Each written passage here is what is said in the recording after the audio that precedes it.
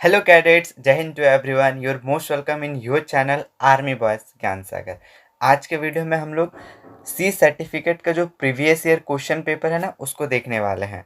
ठीक है, हमने बी सर्टिफिकेट का प्रीवियस ईयर जो 2024 में पूछा था उसको देख लिया। अब हम लोग सी सर्टिफिकेट का देखेंगे। हाँ, और बहुत जन को ये डाउट होगा कि सी का सब्जेक्टिव होगा या ऑब्जेक्टिव होगा।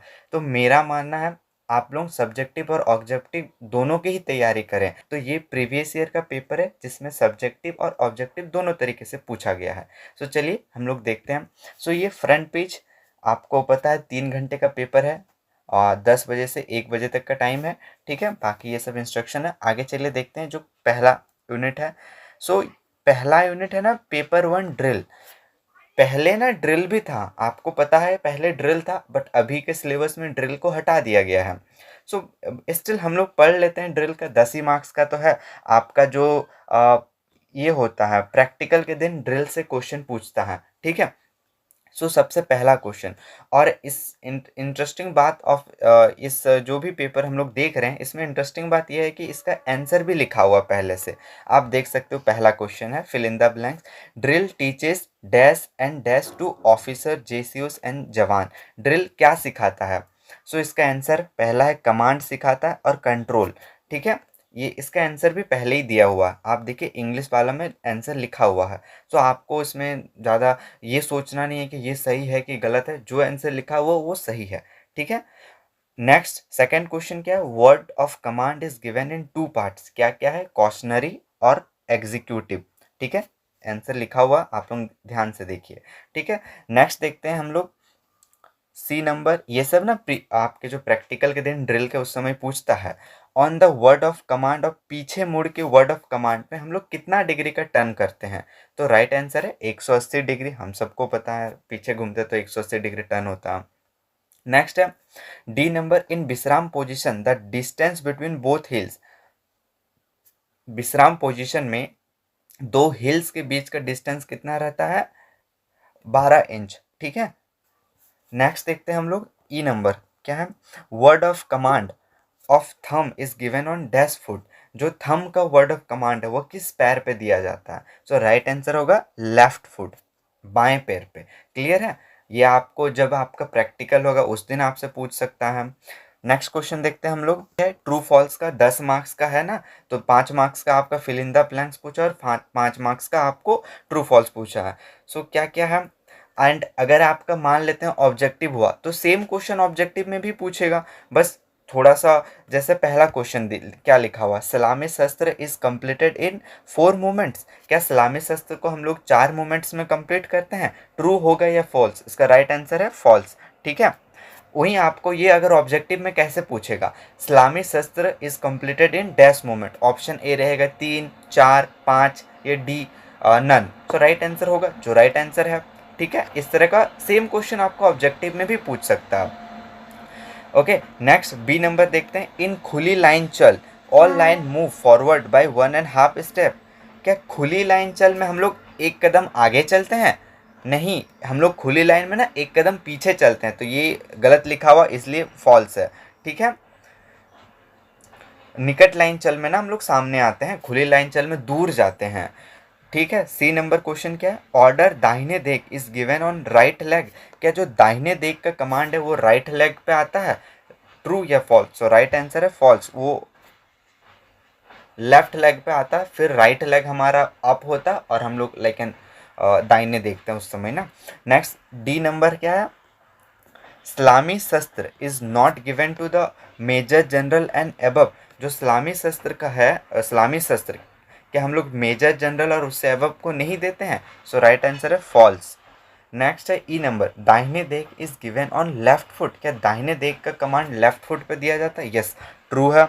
ठीक है, ये हो गया 10 नंबर का ड्रिल, 5 का फिल इन द ब्लैंक्स, 5 का ट्रू फॉल्स। अब नेक्स्ट जो देखते हैं वो है वेपन ट्रेनिंग। जो ड्रिल का तो हमको पता है सिलेबस हट गया है, अब वेपन ट्रेनिंग से ही स्टार्ट होगा आप लोगों का भी।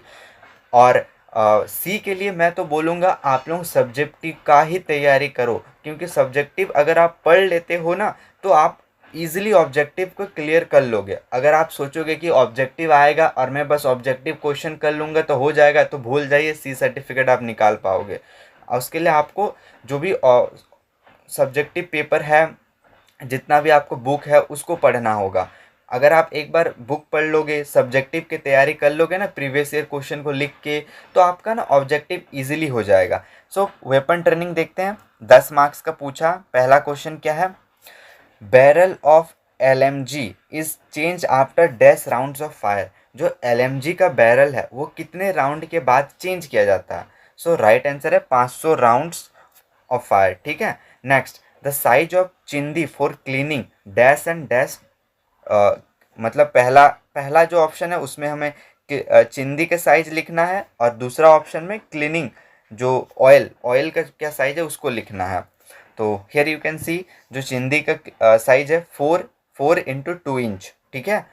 और ऑयलिंग का साइज क्या है, 4 इंच इंटू 1 का पावर में आप 1/2 या फिर √1 भी कर सकते हो। यह है आप ऑयलिंग का साइज। ठीक है। नेक्स्ट देखते हैं, सी नंबर क्या पूछा है, जो 3 नंबर के लिए पूछा है। टू बी ऑनेस्ट, अगर मेरे से पूछे ना कि सब्जेक्टिव या ऑब्जेक्टिव कौन सा बेटर है, तो हम बोलेंगे ऑब्जेक्टिव। ऑब्जेक्टिव पेपर अच्छा नहीं है, क्योंकि ना ऑब्जेक्टिव में आप बहुत जन को ये जो बी नंबर का था उसका आंसर नहीं आता है, तो गलत हो जाएगा। और अगर वही सब्जेक्टिव पेपर हुआ तो आप कुछ भी लिखोगे ना, एटलीस्ट अपने से कुछ भी बना के लिखोगे तो आपको नंबर मिलता है। ठीक है। तो इसलिए ना ऑब्जेक्टिव पेपर जिसमें आपको लिखना होता है ना क्वेश्चन आंसर, वो बेटर है। उसमें आप इजीली लिख के स्कोर कर सकते हो। सी नंबर क्या है, the abbreviation of ARS indicates on LMG।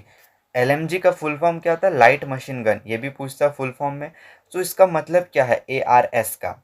आपको वेपन ट्रेनिंग होता है ना जब आपके बटालियन पे, तो आपको ये बताया जाता है ARS का मतलब ए से ना ऑटोमेटिक। ठीक है। ऑटोमेटिक का स्पेलिंग थोड़ा रॉन्ग है, ऑटो AUTOMATIC होगा ऑटोमेटिक। आर से रिलीज और एस से सेफ। ये क्या है, ये आपका आप जब ट्रिगर, ये है ट्रिगर ऑपरेशन से रिलेटेड है। मीन्स आपका अगर जब ये सेफ्टी कच, आपका सेफ्टी कच बोलते हैं ना, अगर वो एस पे है तो आप अगर ट्रिगर दबाओगे तो गोली नहीं चलेगा। ठीक है। सेफ्टी कच अगर सेफ पे है, अगर आप उसको आर पे ले आते हो तो अभी वो रेडी हो गया, आप अगर ट्रिगर दबाओगे तो बुलेट निकलेगा। ठीक है। और ए पे मतलब ऑटोमेटिक, वो डिपेंड करता है राइफल पे किस में ऑटोमेटिक है किस में नहीं है। ठीक है। नेक्स्ट देखते हैं हम लोग, वेपन ट्रेनिंग का एक क्वेश्चन भी है। देखिए, name 5 items required for weapon cleaning. Rifle की सफाई के लिए 5 आइटम्स लिखने बोला है। ठीक है। 5 आइटम लिखने बोला है और आपको 4 नंबर देगा। सो अगर आपको 5 आइटम लिखने बोले ना, तो आप हमेशा ट्राई कीजिएगा कि 5 से ज़्यादा ही लिखो। क्लियर है? आप 5 ही लिखोगे तो भी सही है, बट ये मेरा पर्सनल एक्सपीरियंस है, अगर 5 बोला है तो आप 6-7 लिखिएगा। ओके। सो क्या क्या 5 क्लीनिंग के आइटम्स हैं? पहला है oil bottle, B number brush cleaning, C है पुल थ्रू, डी है rod cleaning for barrel, and E है tool removing an ruptured case. ठीक है। इसके अलावा भी आप और 5 अपने से लिख सकते हो। ठीक है। राइफल क्लीनिंग के लिए स्क्रू लिख सकते हो, टूल्स वगैरह। ओके। ये 5 तो आपको लिखना ही है, उसके अलावा अगर आपको कुछ याद है तो 6-7-8 आप लिख सकते हो। उससे नंबर नहीं कटेगा और बढ़ने का चांस रहता है। ठीक है। ये बेनिफिट है आपका ऑब्जेक्टिव पेपर में, आप लिखोगे तो आपको नंबर मिलता है। नेक्स्ट हमारा पार्ट 3 है मिसलेनियस का। जो पहला टॉपिक क्या है मिसलेनियस में, पर्सनालिटी डेवलपमेंट, जिससे 75 मार्क्स का क्वेश्चन पूछता है। पहला क्वेश्चन है, एंड ना मैं एक वीडियो बनाऊंगा जिसमें बताऊंगा कि कौन सा पेपर को पहले अटेम्प्ट करें। ठीक है। अगर ऑब्जेक्टिव हुआ तो मीन्स आप देखिए, पर्सनालिटी डेवलपमेंट में ना 75 मार्क्स का क्वेश्चन पूछता है और ये पेपर बहुत ही लेंदी रहता है। पहला क्वेश्चन क्या है, what are the bad behaviours of a person. एक पर्सन के खराब दुर्व्यवहार क्या है, और 5 नंबर के लिए है। ऐसे 5 नंबर के इसमें बहुत सारे क्वेश्चन रहते हैं, और बच्चे लोग क्या करते हैं, यानी कि जो कैडेट्स है वो इसको लिखते ही रह जाते हैं। 5 नंबर के लिए कोई, मैंने देखा है कोई आधा पेज लिख देते हैं, कोई 10-15 लाइन लिख देते हैं। उससे क्या होता है, टाइम वेस्ट होता है आपका। 5 नंबर के लिए आपको मेन पॉइंट लिखना है। या तो आप पॉइंट वाइज लिखिए, या फिर आप पॉइंट में ही थोड़ा सा ऐड करके लिख सकते हैं। जैसे इसका आंसर क्या लिखा हुआ, 5 bad behaviour of a person. पहला है टीजिंग, ठीक है, ये है टीजिंग। टीजिंग मतलब चिढ़ाना, टीज करना, ठीक है, ये है पहला बैड बिहेवियर, टीजिंग। फिर humiliating the national flag. Next है ह्यूमिलेटिंग वुमेन, मतलब माताएं बहनों को, मतलब उनका मजाक उड़ाना, ठीक है, उनका शोषण करना, ये खराब व्यवहार है। फिर हर्टिंग अदर सेंटिमेंट, ठीक है, 4 नंबर क्या, हर्टिंग अदर सेंटिमेंट्स, दूसरों के सेंटिमेंट्स, इमोशन को हर्ट करना। फिर डिसओबेइंग द लॉ को तोड़ना। इसके अलावा भी आप और कुछ बैड बिहेवियर लिख सकते हो, जैसे spitting on the public area, destroy public area. Okay, 5 बोला है ना, आपको अगर 5 मार्क्स के लिए है, अगर आप पॉइंट वाइज लिखोगे तो आपको 10 पॉइंट तो लिखना ही होगा। टू बी ऑनेस्ट, ये मैं ऐसे लिखता था, अगर 5 मार्क्स का पूछा है तो एटलीस्ट मैं 10 पॉइंट तो लिखता ही था। क्योंकि आप ही सोचिए, अगर आप क्या 5 पॉइंट लिखोगे तो आपको 5 मार्क्स दे देगा, नहीं देता है। ओके, ये पीआई स्टाफ ने भी कहा है, 5 मार्क्स का पूछा है तो आप 5 पॉइंट ही नहीं लिखना, आपको उससे ज़्यादा लिखना है अगर आप पॉइंट वाइज लिखते हो। Next question 6 number, how will you motivate your सब ऑर्डिनेट फेसिंग स्ट्रेस। मतलब इसका क्वेश्चन क्या, सपोज आपका रैंक है एसीओ का, ओके, और आपके जूनियर का रैंक है यूओ, बट आपका जो जूनियर है यूओ, उसको स्ट्रेस हो रहा, स्ट्रेस मतलब कोई भी किसी बात का टेंशन है, तो आप उसको मोटिवेट मोटिवेट कैसे करोगे। वो स्ट्रेस फील कर रहा है तो अपने जूनियर को मोटिवेट कैसे करोगे। पहला आंसर क्या है, पहला पॉइंट, ये सब पॉइंट वाइज लिखा हुआ है, ठीक है, आप पॉइंट वाइज लिखिएगा। पहला पॉइंट है लाइटन द मूड, उसके मूड को हल्का करेंगे, उसके पसंदीदा गाना या फिर मजाक मतलब जोक सुना के।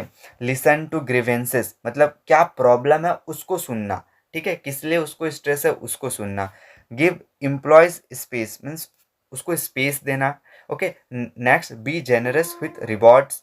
Next enjoy a time out, उसके साथ टाइम वेस्ट मतलब टाइम बिताना उसके साथ। ओके, जस्ट लाइक आपके जो जूनियर युवा उसको स्ट्रेस हो रहा है तो उसको टाइम देना, उसको एक साइड में लेके जाना, उसके साथ बात करना क्या प्रॉब्लम है। ओके, उसको करेज करना, उसको करेज टू डिसाइड, उसको हिम्मत देना कि ऐसा करो, ऐसा हो सकता है आप।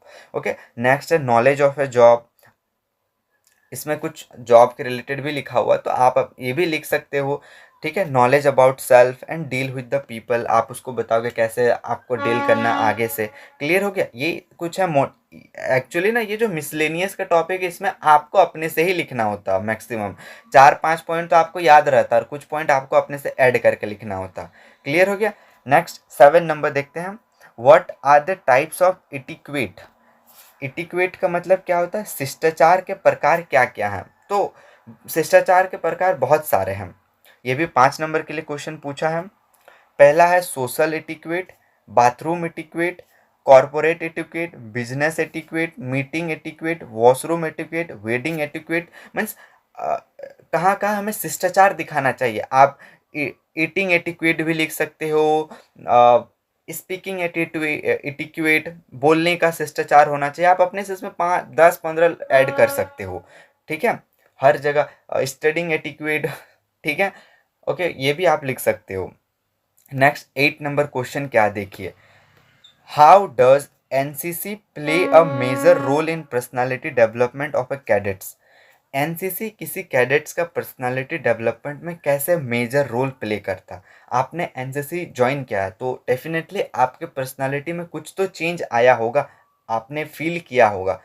But yes, to be honest, मैंने ये पर्सनली फील किया है, एनसीसी की वजह से मेरी पर्सनालिटी में डेफिनेटली बहुत सारे चेंज आए हैं। सो आइए इसका आंसर क्या है वो देखते हैं। जो क्या लिखा हुआ, पहला है drill. Drill teaches correct posture, means NCC में हमें सबसे, देखिए ये जो पेपर है ना इसका आंसर एकदम लाइक एन पॉइंट वाइज लिखा हुआ। तो डेफिनेटली आप अगर एग्ज़ाम में जाओगे तो उससे पहले ये पेपर को तो डेफिनेटली देख लेना, ठीक है। इससे पता चलेगा आप कैसे पेपर लिखोगे, कैसे आपको पॉइंट वाइज लिखना, ना कि भर देना है, जो तो नहीं भरना है। आपके एनओ सर सीटीओ सर बोलेंगे कि पॉइंट वाइज लिखना है। एनसीसी में आप अगर एग्जैक्ट और पॉइंट वाइज लिखोगे ना तो आपको अच्छा मार्क्स मिलता है, रेदर देन आप भर देने से। जब नहीं आता तब भर देना बेटर है, छोड़ना नहीं है। अगर आपको आता है तो पॉइंट वाइज लिखिए। और जैसे यहाँ देखिए, पहला पॉइंट है ड्रिल, और ड्रिल में कुछ थोड़ा सा लिख दिया आप क्या लिखा हुआ, drill teaches a correct posture, drill हमें पोस्चर मिलता है, ड्रिल से हमें हमेशा तना हुआ रहना, okay. And adherence to command, command का पालन करना, अपने सीनियर के बातों का सुनना, बिना कमांड के कुछ हरकत नहीं करना, तो ड्रिल हमें ये सब सिखाता है। अब नेक्स्ट देखते हैं इसका आंसर और क्या क्या है। नेक्स्ट बी नंबर है कैंप्स। एनसीसी में कैंप्स भी तो लगते हैं। ड्रिल से हमने क्या सीखा, पोस्चर सीखा और कमांड का पालन करना। कैंप्स में हमें क्या सीखने को मिलता है, interaction of cadets in camps groom personality by interacting with each others. Means हमें कैंप में ना दूसरे दूसरे जगह के कैडेट से मिलते हैं, अपने पर्सनालिटी को हम लोग इम्प्रूव करते हैं, ठीक है, ये है कैंप्स। दूसरा है कैंप में ही कंपटीशन होता है, बाय कंपटीशन। कंपटीशन से हमें competition like flag area competition, drill, culture, debate, sports, ये सब से स्पोर्ट्समैनशिप एंड टीम स्पिरिट हमें बढ़ता है कि हम टीम के साथ कैसे काम करें। आप अगर एक ऐसा बंदा देखिएगा जनरल में, आपके मतलब जनरल इन द सेंस कि घर में कोई, आपके बाहर में ऐसे दोस्त होंगे कि आपके जो अपने लिए सोचेंगे। आप क्रिकेट खेलोगे तो सोचेंगे कि मुझे ही सब मिले, मैं ही बैटिंग करूं, मैं ही बॉलिंग करूं, ठीक है। बहुत सारे ऐसे कैडेट्स रहते हैं जो ये मतलब नॉर्मल रहते हैं, वो सोचते हैं। But as a NCC cadet आपको क्या सिखाया जाता है कि टीम को लेके चलना है, जो टीम के लिए बेस्ट होगा वो करना है, ना कि अपना पर्सनल इंटरेस्ट देखना। नेक्स्ट डी नंबर पे हमें क्या होता है, एडवेंचर एक्टिविटीज़ करने को मिलता है। वो हमें क्या सिखाता है, करेज सिखाता है, accept challenge and team work. Next है सोशल सर्विस। सोशल सर्विस से हमें सर्विस करने का मौका मिलता है एंड लोगों के साथ मिलने जुलने का उनका, ठीक है, बिना कोई, without expecting anything. Social service क्या होता है कि बिना कोई एक्सपेक्ट किए कि हमें ये मिलेगा, उसके बिना हम लोग हेल्प करते हैं। तो ये 5 पॉइंट हो गया एनसीसी से। पहला drill, camps, competition, adventure activities and social service.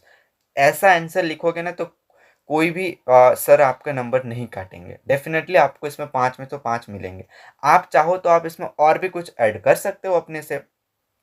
Next question 9 number क्या है, as a NCC cadet what value will you cherish in life. एक एनसीसी कैडेट्स में आप क्या वैल्यू होने के नाते आप जीवन के कौन से मूल्य पर विश्वास रखोगे, ठीक है। मीन्स कौन कौन से वैल्यू को आप अपने एनसीसी लाइफ, एनसीसी से आपको सीखने को मिलता है, क्या क्या हुए वैल्यूज़ हैं जो आप अपने लाइफ में फॉलो करोगे। सो सबसे पहला ऑनेस्टी। एक आर्मी वालों में ऑनेस्टी होना चाहिए, ओके। विदाउट ऑनेस्टी, ऑनेस्टी आप कैसे काम करोगे, ठीक है। सो ऑनेस्टी ये एक वैल्यूज़ हैं। डिसिप्लिन, सेल्फलेसनेस, इंटीग्रिटी, भाईचारा का भावना होना, dependability, equality and helping others, ये सारे हैं कुछ वैल्यूज़ जो हम अपने लाइफ में फॉलो करेंगे। एक एनसीसी कैडेट में ये सारे चीज़ होते हैं कुछ कुछ। एनसीसी के बाद, मीन्स ये क्वेश्चन एनसीसी के बाद के लिए है कि आप एज ए एनसीसी कैडेट क्या क्या चीज़ों को अपने में रखोगे और जो आपके लाइफ में हेल्पफुल रहेगा। एक एनसीसी कैडेट मीन्स एक, अगर मान लेते हैं कुछ नहीं बन पाया तो एक गुड सिटीजन तो बनेगा, एक अच्छा नागरिक तो बनेगा ही। नेक्स्ट देखते हैं 10 number, how can you improve your social skills. आप अपने सामाजिक कौशल को कैसे बेहतर बना सकते हैं। बताइए, आप अपने जो सामाजिक कौशल है उसको कैसे बेहतर बना सकते हैं, ठीक है। इस तरह का आंसर जैसे दिया हुआ आप लिखोगे ना तो डेफिनेटली आपको बहुत ही अच्छा मार्क्स मिलेगा। आप इसको सुनिए, देखिए और आप अपने से अपना आंसर कुछ डेफिनेटली ऐड कीजिए। पहला है, having sound social skill is extremely important in the present time.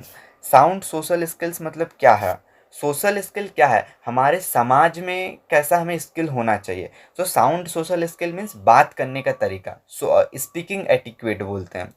एक होता ना, एक अगर कोई बंदा है जो बहुत ही सबसे अच्छे तरह से बात करता है तो वो सबके साथ घुल मिल जाएगा। कोई है जो अपने एटीट्यूड में रहता है वो अकेले रह जाता है। तो इस तरह से पहला है साउंड स्किल होना चाहिए, मीन्स बोलने का तरीका। फिर given to the fact that interaction and conversion forms the basics for everything we do, ठीक है। फिर यहाँ कुछ टिप्स हैं और how to improve social skills के रिलेटेड, कैसे हम अपना सोशल स्किल इम्प्रूव कर सकते हैं। Be yourself, be polite होना, be responsible, be aware, aware होना चाहिए हमें। बी ओपन एंड अप्रोचेबल, दूसरों की ओपन होना चाहिए एंड दूसरों की मदद करने वाला। Be cautious and be attentive.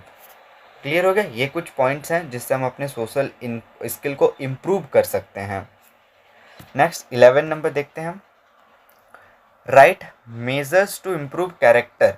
जो आपका कैरेक्टर है, चरित्र को सुधारने के कुछ उपाय लिखिए। ये भी 5 नंबर का पूछा गया। देखिए, so this are the under कुछ पॉइंट हैं। एक होता courage, decisiveness, initiative, enthusiasm, loyalty, justice. ये कुछ हैं पॉइंट्स है जिससे हम अपने कैरेक्टर को इम्प्रूव कर सकते हैं।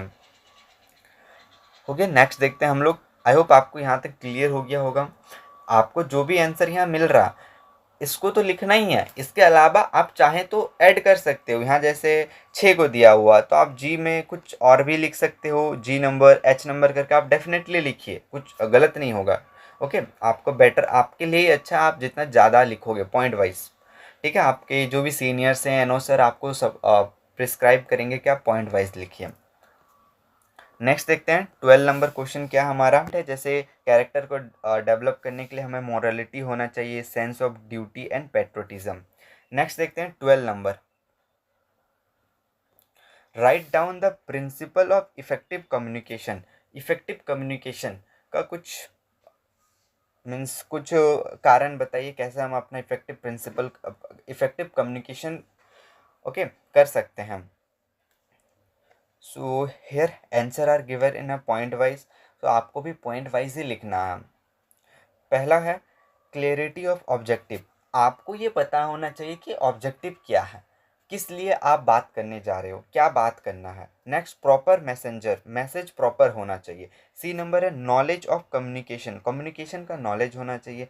Selection of media method and removal of barriers, जितने भी ऑब्स्ट्रक्शन है उसको हटाना। एंड फीडबैक, ये है इफेक्टिव कम्युनिकेशन। ओके, नेक्स्ट देखते हैं 13 नंबर। हाँ, ये क्वेश्चन ना, right any 5 important information one should include in her his curriculum Vita means CB. आप जॉब में जाते हो तो आपको एक सीबी मांगा जाता है, तो उसमें हमें क्या क्या इंक्लूड करना चाहिए वही बस लिखा है।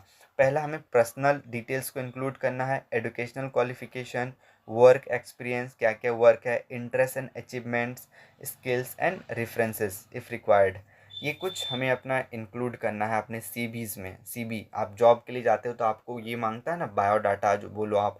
सो उसमें क्या क्या रहना चाहिए। नेक्स्ट देखते हैं 14 number. Right any 5 social skill for improving your personality. अपने व्यक्तित्व में सुधार के लिए कोई 5 सामाजिक कौशल लिखिए। आप अपने जो पर्सनालिटी है उसको सुधारने के लिए आप क्या क्या सोशल स्किल करोगे। सेम प्रीवियस, इससे पहले जो क्वेश्चन हमने देखा ना वही है, उसको ही आप अगर लिख दोगे ना नंबर नहीं कटेगा। पर्सनालिटी जो चैप्टर है ना, इसमें एक ही फ़ायदा है, आप एक आंसर को मल्टीपल जगह लिख सकते हो। देखिए, इसमें भी सोशल स्किल पूछा है, एक पिछले वाला क्वेश्चन में भी सोशल स्किल ही पूछा था। बस सेम आंसर है। हमें क्या करना है, बी योरसेल्फ रहना है, रेस्पॉन्सिव बनना है, अटेंटिव बनना है, अवेयर रहना है, open and approachable and be cautious, सावधान रहना। बस सेम आंसर लिखना। यही एक पर्सनैलिटी जो टॉपिक है इसका ही खासियत है कि आप इसमें आंसर रिपीट कर सकते हो। नेक्स्ट देखते हैं 15 नंबर क्या बोल रहा है। Write any 5 fundamental rights of a citizen. हमारे क्या क्या फंडामेंटल राइट्स हैं। ओके, सो पहला है right to equality, right to freedom of speech, right against exploitation, right to freedom of religion, culture and educational right. और अभी और एक है 6 भी वो है, constitution and educational right and या आई थिंक ये तो हो गया 5वां, and remedies of constitution. Okay, I hope आपको ये क्लियर हो गया होगा। एंड नेक्स्ट देखते हैं हम लोग 16 नंबर। 16 नंबर क्या है। What are the advantage of face to face interpersonal communication? ये है 10 नंबर का क्वेश्चन। क्लियर है, इस तरह का क्वेश्चन इंपॉर्टेंट है 10 नंबर का। Advantages and disadvantages face to face interpersonal communication, सामने सामने बात करने के क्या क्या फ़ायदे हैं। ओके, आप देखिए किसी के साथ फ़ोन में तो इजीली बात कर लोगे, बट आप किसी भी अपने एनो सर से ही लीजिए ना, बहुत सारे ऐसे कैडेट्स हैं जो एनो सर से बात करने में डरते हैं। आप अगर फ़ोन से तो बात कर लोगे, बट वहीं सामने खड़ा होकर बात करने बोलेंगे तो हो गया, नहीं बात करने पाते बहुत जन। तो इसके क्या क्या फ़ायदे हैं अगर आप किसी से फेस टू फेस बात करना सीखते हो। सबसे पहला है, इसमें क्या क्या पूछा है, advantage and disadvantages. So advantages में क्या लिखा हुआ देखिए, 1 number, once contact is made with audience there is no time lag between the transmission of message and its reception.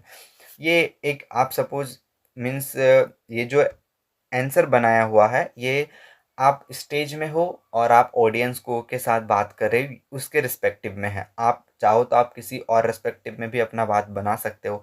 दूसरा है, it gives control to the speaker in a personal contact, one has much more command over the receiver's attention.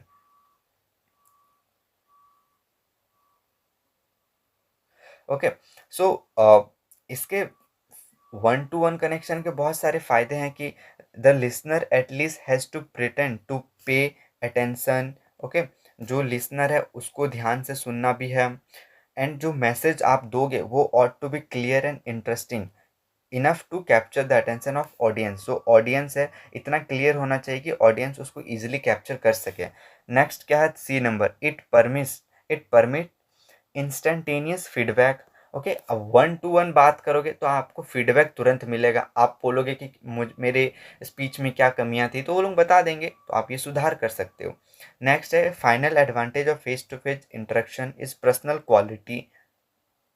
Okay, आप किसी के साथ face to face मिलोगे तो आपको उसमें आपके जो अंदर का डर है वो भी धीरे धीरे ख़त्म होगा। किसी के साथ आप फेस टू फेस बात करोगे, आप में करेज आएगा, आप बोलना सीखोगे, आपको वो टू बी ऑनेस्ट, आप जब फेस टू फेस बात करोगे तो आप अपनी बातों को एक्सप्रेशन के मदद से भी समझ सकते हो, वो आपके फेस के एक्सप्रेशन देख के समझ सकते हैं। ये कुछ एडवांटेजेस है। वहीं डिसएडवांटेजेस या ड्रॉबैक्स इसके क्या क्या हैं, चलिए देखते हैं। पहला ड्रॉबैक्स है, it is difficult to arrange personal meeting. हम लोग दोस्त के साथ तो ईजिली बात कर लेते हैं, दोस्त के साथ डर नहीं लगता बात करने में, बट वहीं एक लार्ज नंबर ऑफ पीपल, अपने से सीनियर के साथ बात करने में हमें डर लगता है, even when communicator is the same building. And हाँ, अगर आप अपने सीनियर से बात करोगे तो उनके साथ बात करने का टाइम भी तो होना चाहिए उनको, तो ये है, टाइम का इशू है। फेस टू फेस बात करने के लिए हर समय तो पीपल्स अवेलेबल है नहीं। नेक्स्ट है, पर्सनल इनकाउंटर माइट ऑल्सो भी अनप्रोडक्टिव,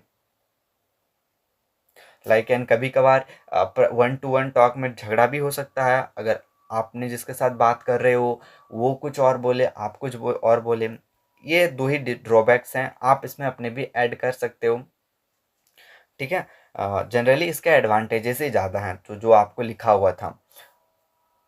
एंड नेक्स्ट 17 नंबर क्या है हमारा, right down the 10 life core skill. क्या बोला गया है, 10 लाइफ कोर स्किल लिखना है। आप अगर बुक खोलोगे ना तो आपका वहाँ दिया हुआ है लाइफ कोर स्किल, और कौन सा बुक एनसीसी के लिए खरीदना है आप देखिएगा, टैग प्रोडक्ट्स का आपको स्क्रीन के साइड में ऑप्शन आ रहा होगा, एनसीसी के बुक्स, आप वो परचेस कीजिए, डेफिनेटली है। अब मैंने भी वहीं से पढ़ा है, आप अच्छे से स्कोर करोगे। 10 हमको लाइफ कोर स्किल लिखना है, 10 मार्क्स का है, तो 10 है तो आप 15 जरूर लिखिएगा। पहला है self awareness, empathy, critical thinking, और क्या क्या है आइए देखते हैं। D नंबर है creative thinking, problem solving, decision making, interpersonal relation, effective communication, कॉपिंग with stress and कॉपिंग with emotions. ये है 10। ओके, नेक्स्ट हमारा जो पर्सनालिटी डेवलपमेंट 75 मार्क्स का क्वेश्चन था वो कंप्लीट हो गया। ये बहुत ही लेंदी पार्ट होता है, तो जब भी आप पेपर को स्टार्ट करोगे ना तो आप स्टार्ट कीजिए वेपन टर्निंग बना लीजिए, उसके बाद आप पार्ट 4 जो आपका है आर्मी सब्जेक्ट है ना, उसको आप बनाना स्टार्ट कीजिए। ये टॉपिक है मिसलेनियस, इसको लास्ट में बनाइएगा। नेक्स्ट देखते हैं हम लोग लीडरशिप। लीडरशिप से 10 मार्क्स का ही पूछता, ज़्यादा नहीं पूछता लीडरशिप से। पहला question, what are the 10 traits of leadership. Leadership के क्या उद्देश्य हैं 10। सो लीडरशिप से हमें क्या होता है, bearing, courage, dependability, endurance, initiative, judgement, justice, loyalty, tact and integrity. ये 10 बेनिफिट्स हैं लीडरशिप के। इसके अलावा आप लीडरशिप में आपको करेज तो मिलता ही है, आप एंड आप स्पीकिंग क्वालिटी भी आप में इम्प्रूव होता है। जो आपने जस्ट इससे ऊपर वाला आंसर था ना, ये सब को भी आप वहाँ लिख दोगे ना, गलत नहीं होगा। आप अगर लिख दोगे लीडरशिप में, लीडरशिप से आपको क्या होता है, स्ट्रेस से लड़ने को, कॉपिंग विद स्ट्रेस होता है, मीन्स आप स्ट्रेस का सामना करने को मिलता है। आप एज ए लीडर आप ये नहीं दिखा सकते हो कि आप अंडर द स्ट्रेस हो, आपको स्ट्रेस है, आप काम नहीं कर पाओगे, आपको हमेशा स्ट्रांग होना पड़ेगा। सो आप सेम लीडरशिप और पर्सनालिटी में ना आप आंसर को डबल कर सकते हो। नेक्स्ट क्वेश्चन देखते हैं क्या है। ओके, एक ही क्वेश्चन 10 मार्क्स के लिए पूछा था, ये 10 मार्क्स के लिए एक ही क्वेश्चन था। तो आप भी सोचे, आप अगर 10 पॉइंट लिखोगे तो 10 मार्क्स तो मिलेगा, हाँ। बट मैं आपको सजेस्ट करूंगा, आप 10 मार्क्स का पूछा गया है मतलब आपको 15 पॉइंट तो लिखना ही है मिनिमम, ठीक है।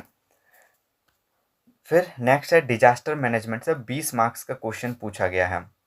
कितना मार्क्स का? 20 मार्क्स का।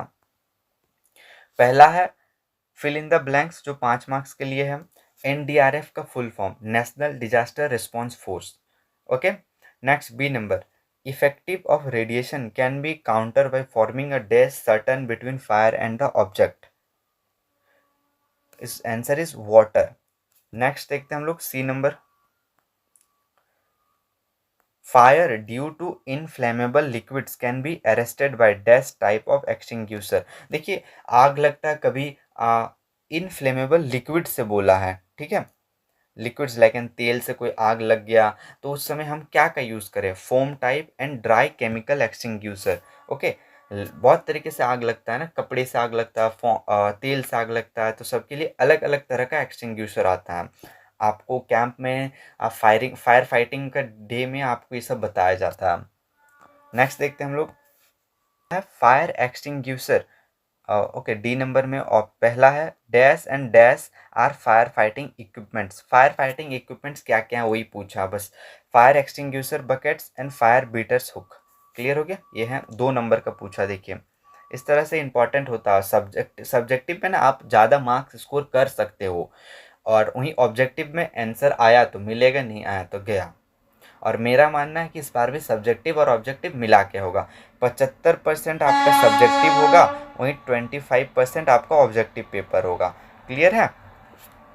नेक्स्ट देखते हैं 20 number, what are the effects of natural disaster. Natural disaster, प्राकृतिक आपदाओं के क्या क्या कारण हैं, क्या क्या प्रभाव है, 5 मार्क्स के लिए पूछा। सो देखिए, 5 मार्क्स के लिए इन्होंने 8 पॉइंट लिखा है, इस तरह से आप लिखोगे। 5 मार्क्स के लिए पूछा है तो ऐसा नहीं कि आप 5 ही पॉइंट लिख के ख़त्म। और पहला पॉइंट क्या है, नेचुरल डिजास्टर से क्या क्या का प्रभाव पड़ता है? Loss of life, injuries due to burial of peoples. मतलब नेचुरल डिजास्टर आया, भूकंप आया, बाढ़ आया, सो उसमें पीपल्स मरेंगे, इंजरीज होगा तो उसमें लोगों का नुकसान होगा ना। फिर inundation of cities, towns, village और the countryside displacing hundreds of people. Like inundation of cities means suppose बाढ़ आ गया, बाढ़ आने से बहुत सारे जगह डूब जाते हैं, कुछ जंगल्स नष्ट हो जाते हैं, जानवरों के घर तबाह हो जाते हैं, तो इससे लोग एक जगह से पीपल होमलेस हो जाते हैं, एक जगह से दूसरी जगह माइग्रेट करते हैं। नेक्स्ट है C number, morning of village house and people. D number है destruction collapse of house building in house form. Natural disaster से क्या होता है? बिल्डिंग गिर जाते हैं, इससे बहुत सारे जान माल की हानि होती है, बहुत सारे कम्युनिकेशन को इसको नुकसान पहुंचता है, इलेक्ट्रिसिटी, वाटर, हेल्थ सर्विस को, सबको इसमें डैमेज पड़ता है। रेलवे को, रोड को होता है। फिर जी नंबर है displacement and loss of domestic and wild animal, जानवरों का नुकसान होता है। नेक्स्ट हमारे जो भी फील्ड होते हैं, जो भी क्रॉप्स होते हैं, जो भी खेती होती है उसका नुकसान होता है। जैसे जो बिहार से ये वीडियो देख रहे हैं वो इसको अच्छे से समझ सकते हैं। बिहार में सबसे ज़्यादा बाढ़ आता है भारत में, तो वहाँ जो खेती होती है, तो आप बस उसको दिमाग में रखना। आप सोचिए कि बाढ़ आया तो क्या क्या का नुकसान हुआ, बस वही भर देना है। हमारे जानवर को नुकसान हुआ, हमारे खेती को नुकसान हुआ, अ, हमें एक जगह से दूसरे जगह मूवमेंट करना पड़ा, कम्युनिकेशन का नुकसान हुआ, इलेक्ट्रिसिटी, हाउस, हमें घर फिर से बनाना होगा उसका नुकसान, बस यही तो लिखना है। लोग का डेथ हुआ, खत्म। इस इफेक्ट में ही लिखना, 7-8 पॉइंट आप ऐसे लिख लोगे। ये जो पेपर है ना, ये आपका जनरल स्टडीज, आप कितने एक्टिव हो सोशल में वही पूछता है, इसमें देखता है। नेक्स्ट है 21 number, fundamental principle governing management should be, जो मौलिक तत्व प्रबंधन को किस तरह होना चाहिए। सो हमारे जो फंडामेंटल है ना प्रिंसिपल, वो किस तरह के होने चाहिए। पहला, सिंपल अप्रोच वाले होने चाहिए। कॉम्प्रिहेंडेबल मतलब समझने योग्य होना चाहिए, पढ़ने योग्य। फ्लेक्सिबल होने चाहिए। नेक्स्ट है ट्रांसपेरेंट होना चाहिए। Next cost effective and low होना चाहिए। And labour intensive and well coordinate and effective. Okay, ये कुछ एग्जांपल हैं, इसके ऑप्शंस हैं। Next 22 number, what assistance can the NCC cadets provide to the people affected by natural calamities। हाँ, suppose आप आप कहीं रहते हो, आपके आपका जहाँ पर एनसीसी है उसके बगल में कहीं बाढ़ आया, तो आप एज ए एनसीसी कैडेट आप उस इलाके में जाके क्या करोगे, क्या मदद आप कर सकते हो, बस यही पूछा 5 नंबर का। क्या करोगे आप वहाँ जाके, आप जो भी एविक्यूशन ऑफ कैजुअलिटीज़, जितने लोगों का डेथ हुआ है, नीचे दब गए हैं या कहीं इधर उधर हैं, तो उनको एक जगह लाओगे। नेक्स्ट है फर्स्ट एड दोगे, आप फर्स्ट एड प्रदान करोगे। ट्रैफिक कंट्रोल करोगे, मीन्स वहाँ जाम नहीं लगना चाहिए, तभी ना एम्बुलेंस जल्दी आएगा और ले जाएगा। Next sentry duties, means sentry means होता है कि हाइजीन सैनिटेशन करना। फूड डिस्ट्रीब्यूशन, सबको खाना पहुँचाना। ब्लड डोनेशन, अब ब्लड भी चाहिए होगा, सबको करना है। ये कुछ पॉइंट आप अपने से और भी लिख सकते हो। चलिए देखते हैं नेक्स्ट क्वेश्चन क्या है। And if you like this video, so make sure आप वीडियो को सब्सक्राइब सब कराएं चैनल को, तभी आपको इस तरह का और भी वीडियो पहले मिलेंगे। एंड वीडियो को ज़रूर शेयर करें अपने दोस्तों में। नेक्स्ट देखते हैं 23 नंबर। फिर अब नेक्स्ट टॉपिक आ गया हमारा social service and community development. 35 marks का पूछता है इससे। एसएससी और एसएससीडी, इसका आपका कैंप भी होता है। ओके, कैंप मतलब क्या, क्लीनिंग होता है, स्टैचू क्लीनिंग, रिवर क्लीनिंग, वही टॉपिक है, इसी टॉपिक के अंदर होता है ये। 23 number, write down the name of 5 non government organisation. 5 NGOs का नाम ये पूछता। आपके पास बुक है, बुक खोलिएगा, वहाँ 10 एनजीओ का नाम दिया हुआ, तो 10 का 10 आप लिखिए, याद कर लीजिए। और पूछेगा, देखिए यहाँ 5 एनजीओ का नाम पूछा और दिया है 10 मार्क्स। आप ही सोचिए, आप अगर 10 मार्क्स का क्वेश्चन है और आप 5 एनजीओ का नाम लिखोगे तो आपको 10 मार्क्स देगा। आप सोचोगे देगा, बट नहीं देता है। ठीक है, 10 मार्क्स का क्वेश्चन है तो आपको 7 से 8 तो लिखना ही पड़ेगा। आप 10 से ज़्यादा लिखोगे तो बेटर है, बट 7-8 तो लिखिएगा। टू बी ऑनेस्ट, ये क्वेश्चन मेरे टाइम भी आया था एनजीओ वाला। मुझे अराउंड 10 तो याद करके गया था मैं, मुझे याद था 8 या 9 मैंने लिखा था। Okay, so 5 non government organisation क्या क्या है। एक है चाइल्ड रिलीफ एंड यू, जिसको CRY short form, help age India, people for animals, international Red Cross. E number है rural development trust. F number है प्रथम एजुकेशन फाउंडेशन। आप भी और कुछ नेट में सर्च कीजिए और ऐड कर दीजिएगा, ठीक है। नेक्स्ट है 10 social service activities is India. लीजिए, इस समय देखिए ये है ना, इस तरह का आंसर लिखना है। 5 मार्क्स का है, आपसे 10 पूछा है और इसका आंसर में कितना है, अराउंड 26, पूरे 26 सोशल सर्विस लिखा हुआ है इन्होंने। इस तरह का आंसर आपको, मतलब 10 पूछा है तो आपको 15 लिखना है, जितना पूछेगा उससे आपको 2-3 तो ज़्यादा ही लिखना है। आप देखिए ये 26, आप चाहे तो इसके स्क्रीनशॉट ले लीजिए। 10 सोशल सर्विस क्या क्या है, family welfare, medical, water and cooking, old age support, employment, social assistance, blood donation, adult literacy और ट्री प्लांटेशन, बहुत सारे हैं, पूरे 26 हैं। आप चाहे तो इसके स्क्रीनशॉट जरूर लें। ओके, ये रहा 26 पूरा चाइल्ड केयर। और 26 में से आपको 10 बोला तो आप 15 लिख दीजिए, ख़त्म। बस 15 ही इनफ है, 26 नहीं लिखना था, बट उन्होंने लिख दिया। एंड आपको क्या करना, 15 तक लिखना है। नेक्स्ट क्वेश्चन देखते हैं हम लोग। 25 नंबर क्या है, what arrangement are required for a blood donation camp.